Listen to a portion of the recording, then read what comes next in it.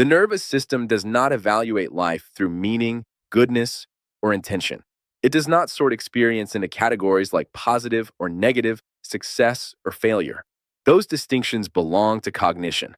The body uses a different metric entirely. It measures safety through tolerance. From a somatic perspective, something can be deeply desired, long worked for, or objectively beneficial, and still exceed what the system can currently hold. Opportunity, love, freedom, ease, recognition, or success do not arrive as abstract ideas. They arrive as changes in intensity, contact, exposure, and demand. The nervous system registers these changes immediately, long before the mind has time to celebrate or make sense of them. When experience stays within the system's tolerance, it can be metabolized. Sensation flows. Orientation remains intact. The body stays present. But when that threshold is crossed, even by something welcome, the nervous system does not respond with excitement or gratitude. It responds with protection. This is often misunderstood. Discomfort in response to something good is assumed to mean resistance, self-sabotage, or pathology. But the body is not making a moral judgment.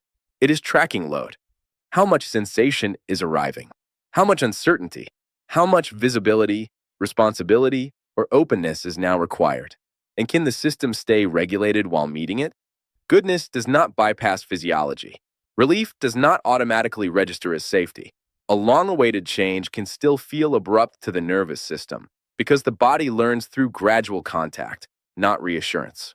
When capacity is surpassed, the system organizes defensively. Muscles tighten. Attention narrows. Thought may speed up or fragment. Emotional flatness or agitation can appear, not because the experience is wrong, but because the body is reducing impact. Celebration requires room. Receiving requires space. Safety is what makes both possible.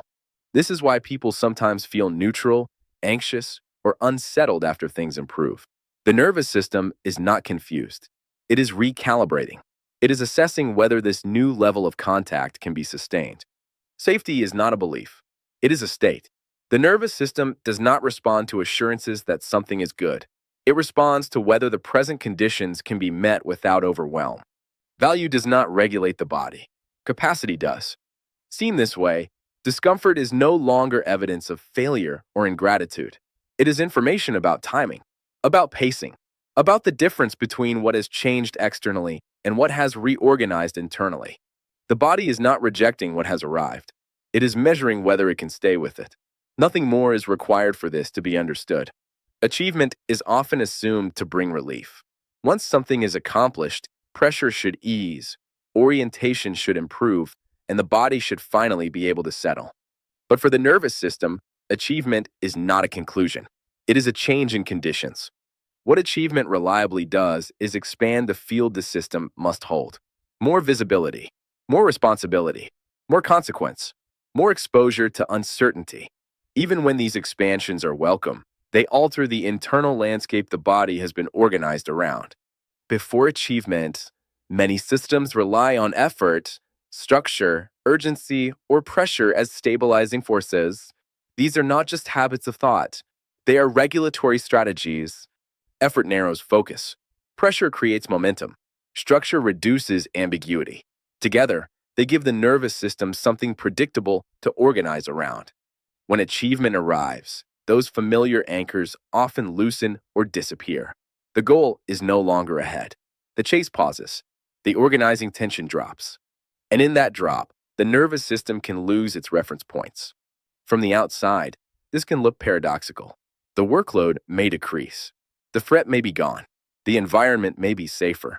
But internally, the system experiences a sudden absence of the conditions that previously kept it coherent.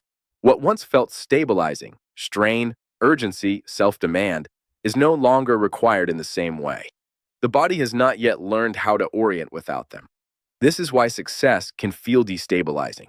The nervous system is not reacting to the achievement itself, but to the removal of the structures that made functioning possible before. Without effort or pressure to lean against, the system may feel unmoored. Attention scatters, energy drops or spikes, restlessness or numbness appears. Not because something is wrong, but because orientation has shifted faster than capacity has adapted. Achievement also increases exposure, being seen, being relied upon, being free from necessity. Each introduces new forms of contact. This contact cannot be managed through striving alone. The nervous system is now asked to hold presence rather than momentum. And if presence has not yet been a practiced state, this openness can feel disorganizing rather than restful. This disorganization is not regression. It is reorganization in progress. The system is recalibrating around a new baseline. Until that recalibration stabilizes, the absence of familiar pressures can feel more unsettling than their presence. This is where experience is often misread. If achievement brings discomfort, people assume something is wrong with them or with what they achieved. In reality, the nervous system is simply between organizing principles. The old ones have dissolved. The new ones have not yet formed. The body does not immediately know how to rest without collapse, how to enjoy without vigilance, or how to remain oriented without pushing. These capacities are not conceptual. They are learned through lived exposure over time. Achievement changes the terrain. The nervous system needs time to learn how to stand on it. Striving is familiar to most nervous systems. It is active, effort-based, and directional. There is something to do, something to manage, something to push against. Even when striving is exhausting, it provides structure. It gives the body a role and a rhythm. The nervous system knows how to organize around effort. Receiving is different. It does not ask for movement toward an outcome. It asks for staying. Receiving requires presence without action, openness without defense, contact without control. From a somatic perspective, this can feel far more exposed than striving ever did. When striving, the system remains mobilized. Attention stays future-oriented. Sensation is organized around doing. Control is maintained through effort and anticipation. These patterns are not neutral, but they are familiar, and familiarity itself can register as safety, even when the cost is high. Receiving removes those familiar buffers. There is no forward motion to lean into, no task to narrow focus, no effort to justify tension. The nervous system is asked to remain open to what is already here, without predicting or shaping the next moment. For a system that learns safety through action, this openness can feel like losing grip. Receiving also changes the direction of contact. Instead of moving outward toward a goal, sensation comes inward. Attention settles into the body. Emotional and sensory information has more space to surface. If the system has limited capacity for intensity, uncertainty, or vulnerability, this inward contact can quickly exceed tolerance. This is why people often feel more anxious during rest than during effort, more exposed during intimacy than during independence, and more unsettled during ease than during pressure. Striving keeps sensation at a distance. Receiving brings it close. Another layer is predictability. Striving allows planning, control, and expectation. The nervous system can stay one step ahead. Receiving unfolds in real time. It cannot be pre-managed. The system must meet whatever arises as it arises. For a nervous system organized around vigilance, this unpredictability reads as risk. This response is not resistance to goodness. It is not a fear of success or a desire to suffer. It is a capacity issue. The system has not yet learned how to remain regulated while open, present, and undefended. Receiving requires staying with sensation without acting on it, remaining present without bracing, tolerating not knowing what comes next.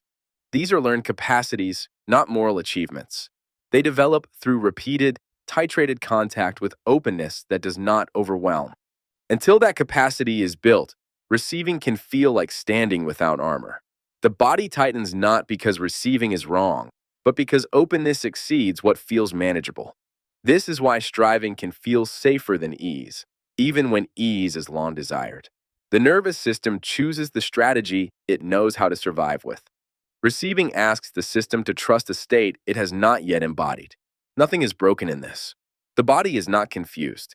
It is responding to the difference between effort that contains sensation and openness that amplifies it.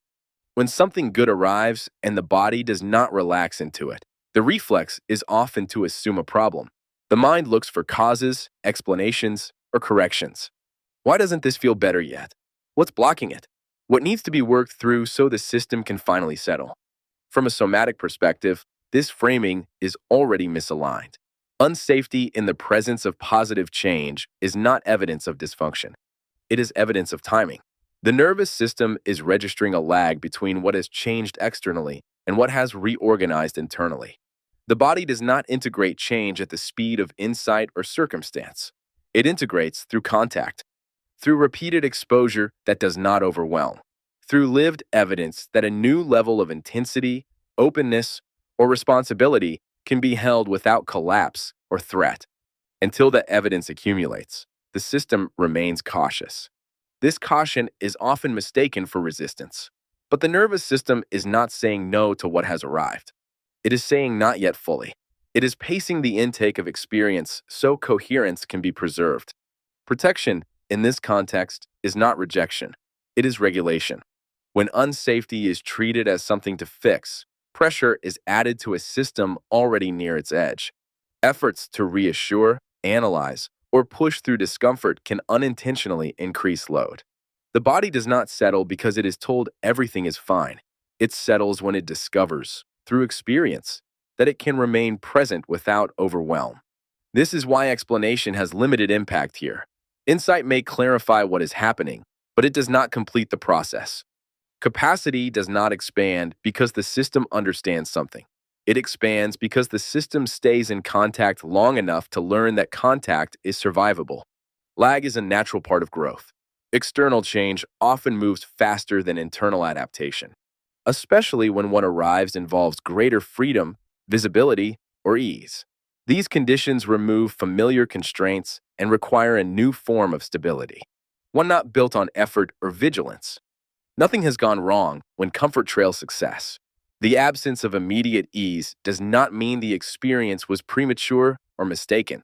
It means the nervous system is still calibrating, still mapping new territory, still learning where it can rest. This reframing changes how the moment is held. Unsafety no longer signals an obstacle to eliminate. It becomes information about where integration is still underway. The system is doing exactly what it is designed to do. There is no instruction required here, no reassurance needed. The body completes this process on its own timeline. Integration is not forced. It unfolds as the nervous system learns that this level of experience can be inhabited.